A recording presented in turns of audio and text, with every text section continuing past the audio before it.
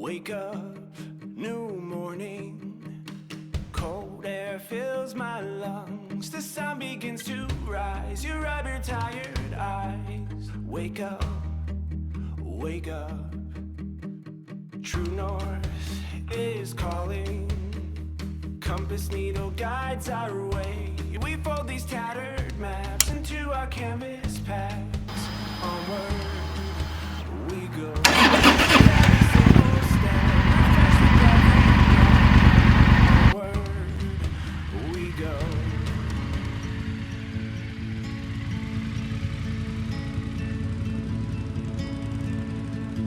Taking the long way home.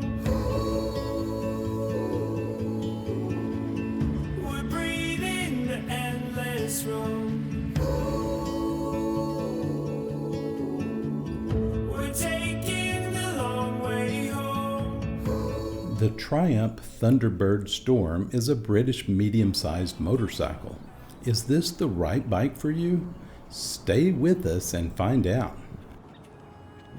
The engine is a 103 cubic inch or 1700cc 4-stroke parallel twin dual overhead cam with 4 valves per cylinder, so there is no shortage of power and torque. It is a liquid-cooled 6-speed with 98 horsepower and 115 max torque. These numbers add up to a lot of fun. The front and rear brakes have Brembo with lots of stopping power and ABS safety technology, which I prefer. The reason you are seeing this sliding is because of the slow motion effect. In real time, you would not notice the brief slide. The rear tire has a 200 wide tire for good traction and cornering with a 17-inch diameter rim. The front has a 2-inch larger 19-inch diameter rim for aesthetics and a 120 width tire for easier control. The wheelbase is 64.5 inches, so the size is nice with good cornering and stability. Obviously, the Storm is fuel injection without a carburetor and holds 5.8 gallons or 22 liters of regular fuel. This gets around 56 miles per gallon on the highway. In town, the Storm achieves less at 38 miles per gallon, but is still very good. The seat height from the ground is about 27.5 inches. This height and the forward controls gives ample legroom for even tall riders. The primary drive at the rear wheel is belt-driven for a smooth flow of power. The front suspension is a telescopic fork with a 4.7 inches of travel for a stable but comfortable riding experience.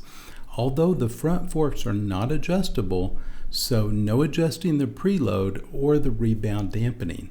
However, the factory specs will be good enough for many riders with the Showa brand name. The rear of the Thunderbird Storm supports a twin-sided swing arm.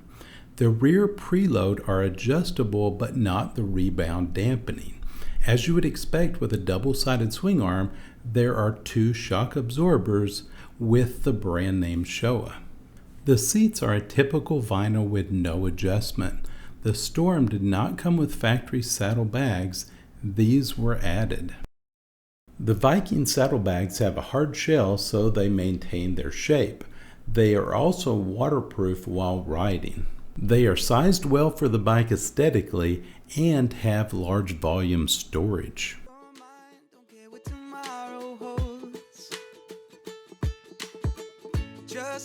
The saddlebags have Velcro to keep the lid down with high wind speeds and locks for security. The taillights were changed along with the headlights to LEDs. The factory comes with halogen headlights and standard taillights. What it does is the faster you're going down the road and the longer it's been since you've hit your brake, it flashes. So it may flash 5 times real quick and then turn solid when you press on the brake. The twin headlights make good vision as well as giving a unique look. It also helps other drivers pay more attention to you because our brains seem to be trained to look for two headlights rather than just one. The aftermarket LEDs really add a modern look with better lighting than the halogen. This bike did not come with a windshield, so this was added. The shield was bought online from a custom windshield maker to aid in long rides.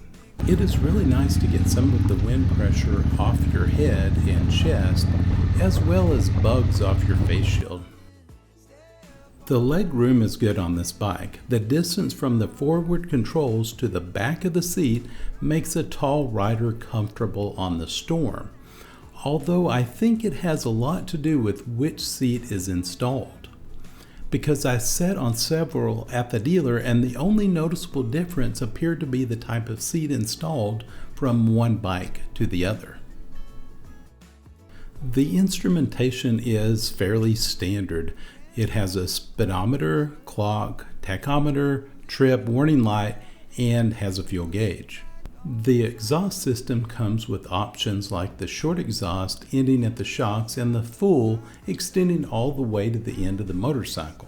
This one has the short, but both look good for the people who enjoy retro and somehow still appeals to the modernists as well. The exhaust pipes produce a nice rumble, but not loud or obnoxious. The last year of the Thunderbird Storm was in 2017, but there are rumors of a comeback. The story goes that the motorcycle did not meet the emissions standards. I do hope the Storm is able to make a comeback.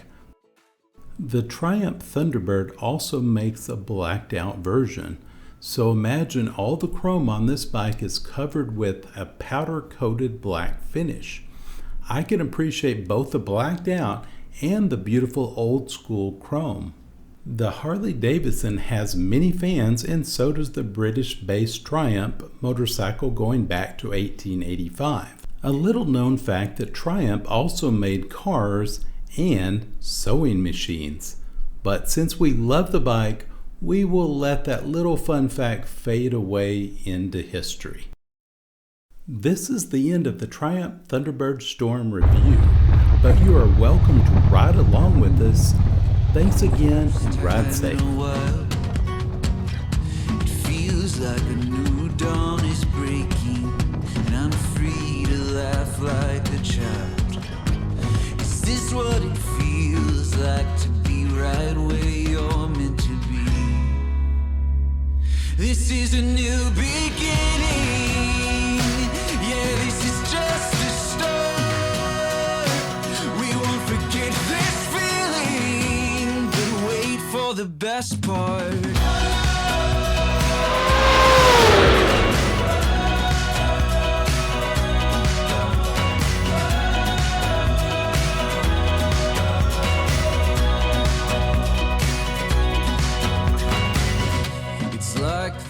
Comment below if you think Triumph should or shouldn't bring back the Thunderbird Storm. And we can stop all the yearning and just exist in today.